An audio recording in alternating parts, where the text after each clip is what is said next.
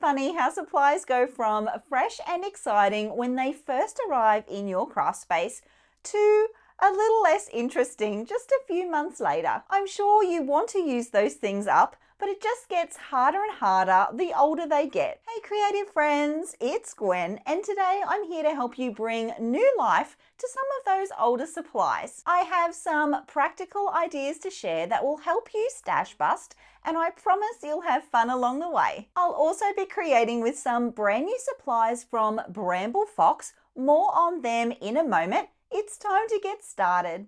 I'm working with 2 square photos today of our pet cat, and here's a look at the supplies that were sent from Bramble Fox. They make the most beautiful accessories for scrapbooks, planners, project life and cards. They have a huge selection of acrylic pieces, stencils, little cut apart sheets, so many supplies, and they ship internationally. I'll leave all the details in the description box below. A huge thank you to the team for sending me such beautiful supplies to create with. Onto the layout, and I am starting with a full 12 by 12 sheet of pattern paper. This one I have not framed. It actually comes just as you see it there.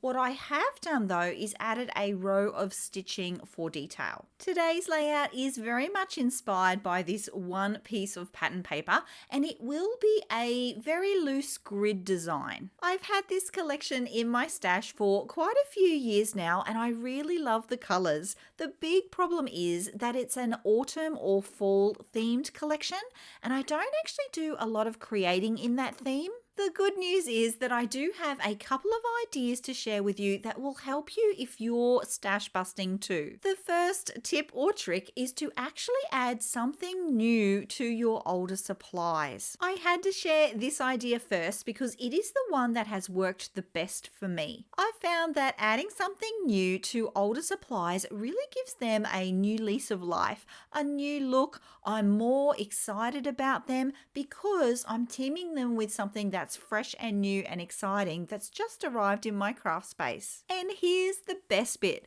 that something new doesn't actually have to be very much. It could be a single stencil, it could be a single cut file, or a little embellishment pack.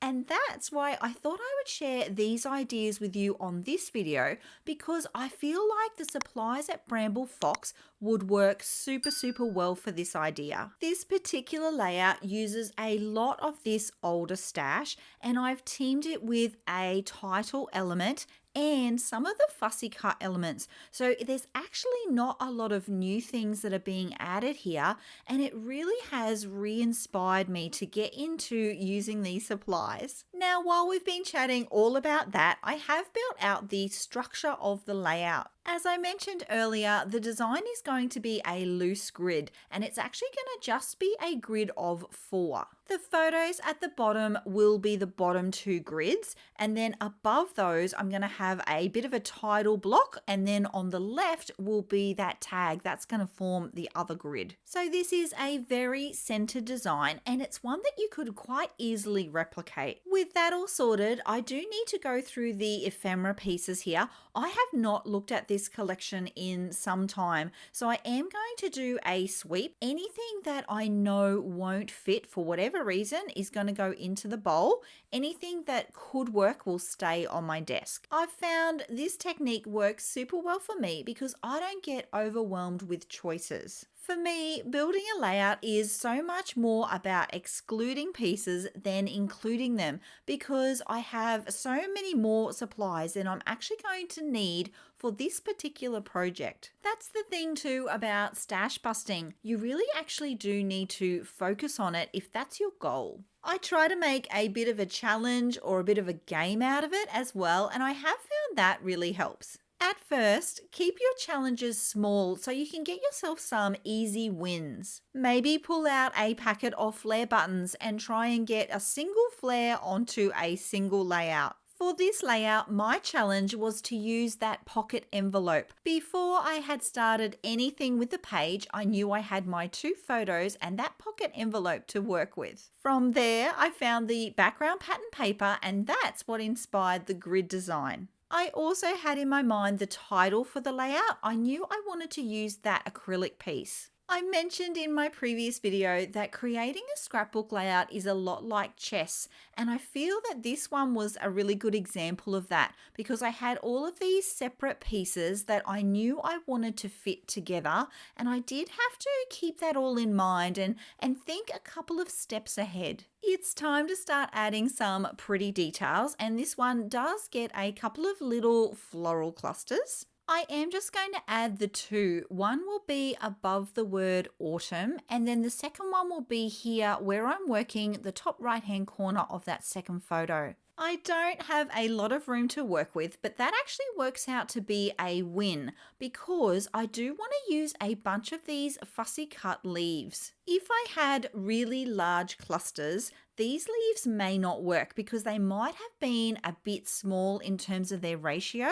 But as it turns out, they were the perfect size for my clusters and they matched this collection just so well. I'm going to take my time and fussy cut them all out. You might notice that I am leaving a very thin white border around the edge. I'm doing that because the other elements that I'm using, the ones in the die cut pack, they have a white edge and I want them to feel like they're all part of the same thing. So having them match will help everything feel put together. I created a full-length video on fussy cutting tips and tricks. I'll leave it in a card here if you haven't seen that. I think you'll find it super helpful. I want to mention too that a lot of this at this stage is not glued down. It's just in place. I've got a rough idea of what I want to do because I do have a tendency to change my mind, which is exactly what happened here. The pink journaling spots did feel a little bit busy stacked there on the side. I do end up still using them. I just felt like it needed something a little more solid. I also found a round chipboard element that said Simple Joys, and I really wanted to use that.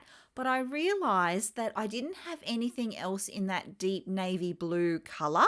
So it kind of fixes both problems. It gives that area something solid and something for other elements to sit on, and it adds in more of that blue tone. The little pink tabs did not go to waste. I then just tucked them in at the top and on the side there, and I feel like that creates a bit of a visual triangle with the purple in the tag. It's funny too because at this point it was feeling less like a block of 4 and more like a block of 2.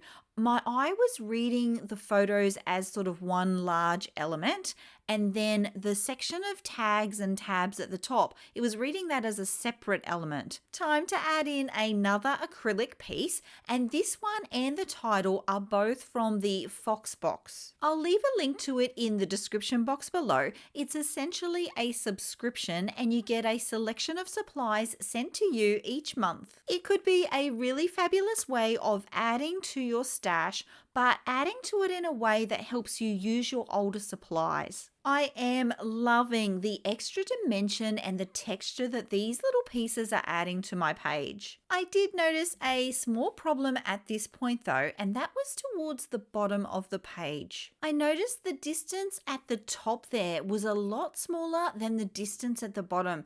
There is quite a lot of empty space underneath my photos there, and that's not quite what I had planned. So I will need to fix that. I'm just not sure how. While I think about that, I'm going to add a couple of extra pieces to the cluster here on the right.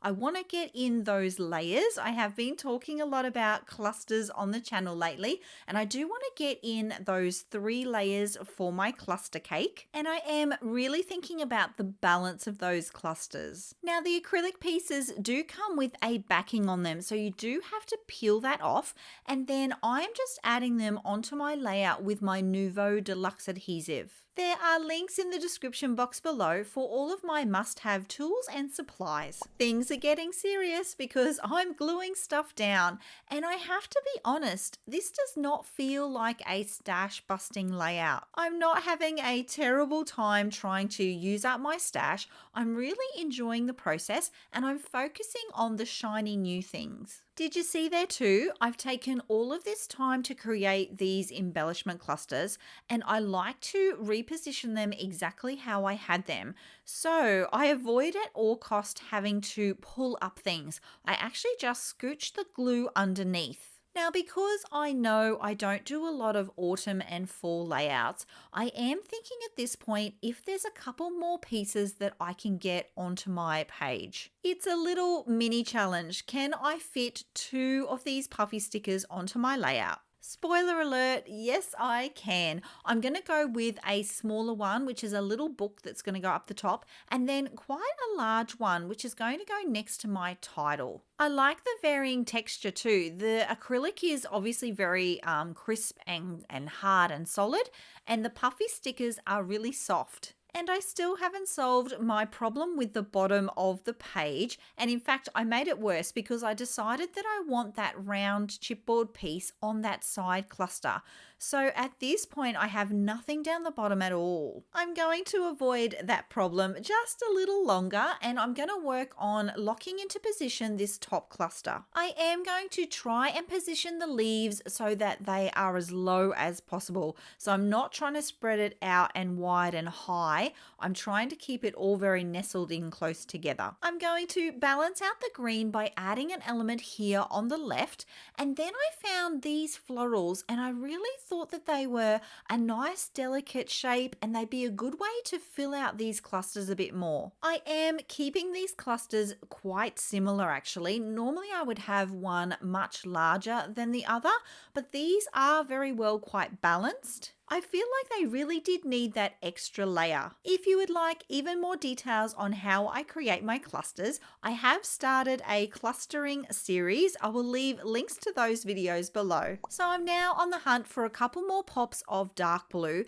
and I did find 2 stickers. One that says sweet, and it's going to go in the corner of the photo right there. The one up the top here says captured, and it is actually going to help me solve my problem with the bottom of the layout.